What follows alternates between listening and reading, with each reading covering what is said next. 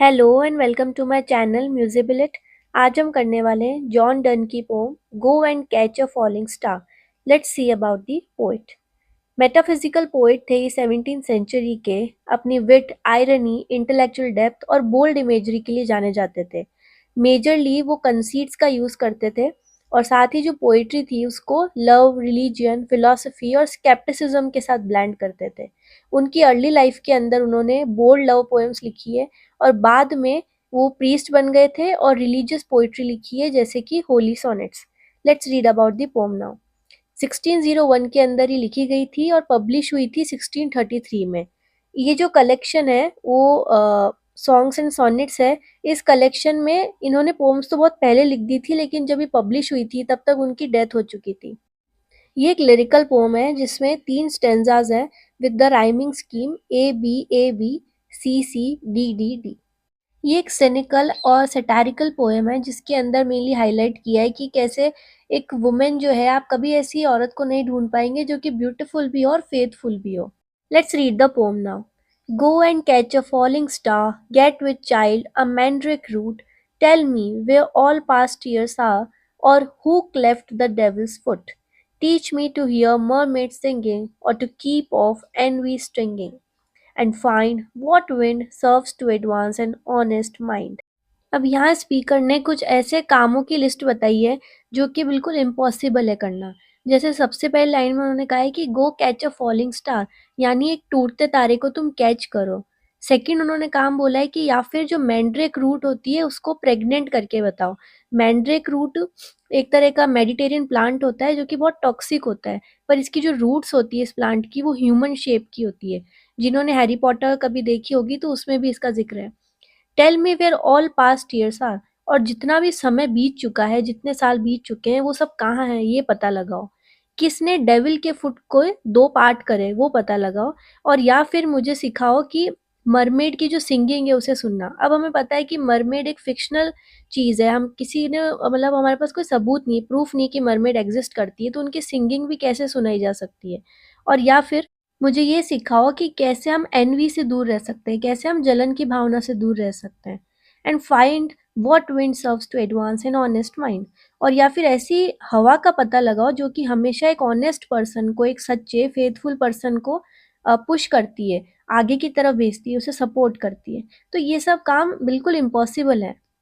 If thou bestest born to strange sights, things invisible to see, write 10,000 days and nights till age snow white hairs on thee. Thou, when thou returnest, wilt tell me all strange wonders that befell thee, and swear nowhere lives a woman true and fair. अब speaker अपने सारे points बताने के बाद फिर से listener को question करते हैं या फिर उनसे पूछते हैं कि शायद तुम में ऐसी पावर हो सकती है, या फिर तुम ऐसी पावर के साथ जन्म लिए हो सकते हो जिसमें कि तुम ये जितनी भी मैंने इम्पॉसिबल टास्क बताए ना वो सब तुम कर सकते हो, और कुछ जो दुनिया में बाकी लोग नहीं दे सकते वो तुम देख सकते हो। अगर ऐसा है तो तुम्हें एक जर्नी पे निकलना चाहिए जो कि कितने दिनों की होगी, 10,000 डेज की। डेज और नाइट्स तुम्हें बस उस जर्नी पे निकलना पड़ेगा, घूमना पड़ेगा, और तब तक ये जर्नी पूरी मतलब करनी पड़ेगी जब तक कि तुम्हारे बाल वाइट नहीं हो जाए, तुम्हारे जो हेयर्स हैं वो ग्रे नहीं हो जाए। अब यहाँ पे वो फिर से बोलते हैं कि जब तुम वापस आओगे तो तुम्हें मुझे बताना पड़ेगा जो भी तुमने स्ट्रेंज थिंग्स देखी घूमते वक्त इस जर्नी के दौरान।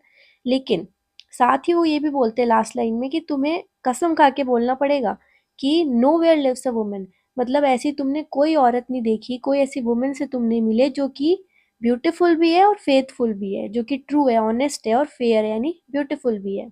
तो ये सेकंड स्टैंजा से अपन को पता चलता है कि किस तरह से जो स्पीकर हैं उनका एक मन के अंदर वो बैठा हुआ है कि कोई भी वुमेन ऐसी वर्ल्ड में नहीं मिलेगी, चाहे वो कितना ही घूम ले, अपना पूरा जीवन बिता ले जर्नी में, लेकिन कभी ऐसी वुमेन नहीं मिलेगी जो कि फेथफुल भी है और ब्यूटीफुल भी है।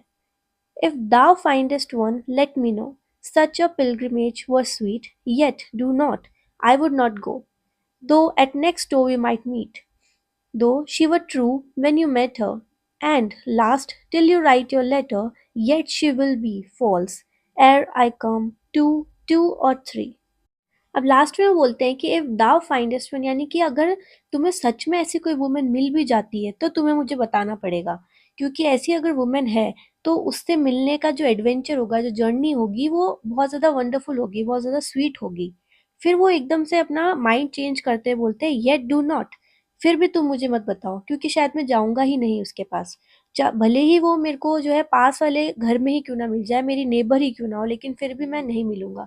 क्योंकि ऐसा भी हो सकता है कि जब तुम उससे मिले तब तो वो बहुत ट्रू थी, बहुत फेथफुल थी, और तुमने जब तक मुझे लेटर लिख के ये सब चीज़ों की इन्फॉर्मेशन दी कि ऐसी तुम्हें वुमेन मिल चुकी है, और वो लेटर मुझे तब तक मिलेगा और मैं उससे मिलने जाऊंगा, तब तक क्या होगा कि वो पहले ही चीट कर चुकी होगी 2 या 3 लोगों के साथ। अब पोम एक मिसोजिनिस्टिक रिमार्क पे एंड होती है। पूरी पोम के अंदर हमें डन की जो साइकोलॉजी थी, उनके एरा के अंदर जो एक तरीके से ट्रेडिशन ही चल गया था कि वुमेन की जो रोमांटिक इनफिडिलिटी थी, उसके ऊपर कई वर्क्स लिखे गए, जिनमें से एक ये भी था।